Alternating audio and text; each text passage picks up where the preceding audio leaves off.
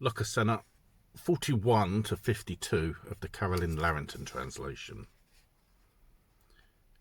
Frey said, "A wolf I see lying before a river mouth, until the powers are torn asunder.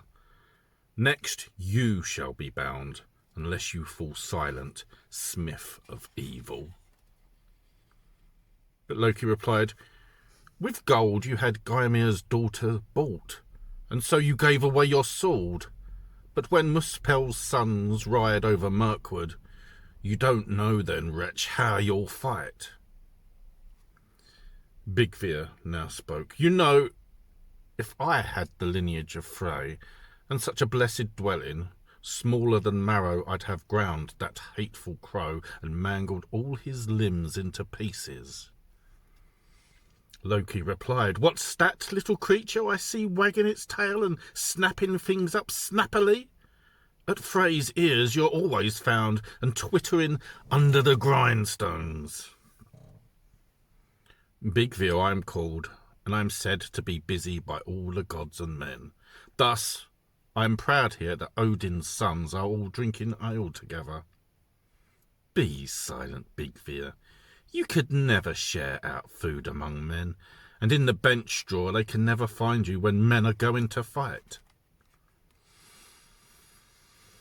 Heimdall now spoke. "Drunk you are, Loki, so that you're out of your wits. Why don't you stop speaking?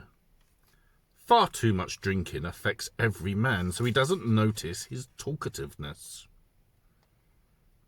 Be silent, Heimdall. For you in bygone days a hateful life was decreed.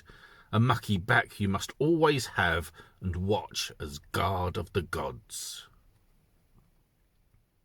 Skadi now spoke.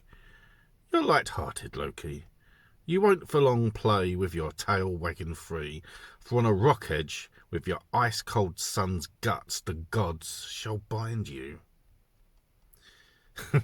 "You know, if on a rock edge with my ice-cold son's guts the gods shall bind me, first and foremost I was at the killing when we seized Thiazi." Skadi replied, "You know, it's first and foremost you were at the killing when you seized Thiazi.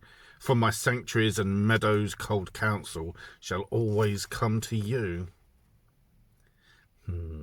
Gentler in speech you were to Laufey's son when you had me invited to your bed. We must mention such things when we reckon up our shameful deeds.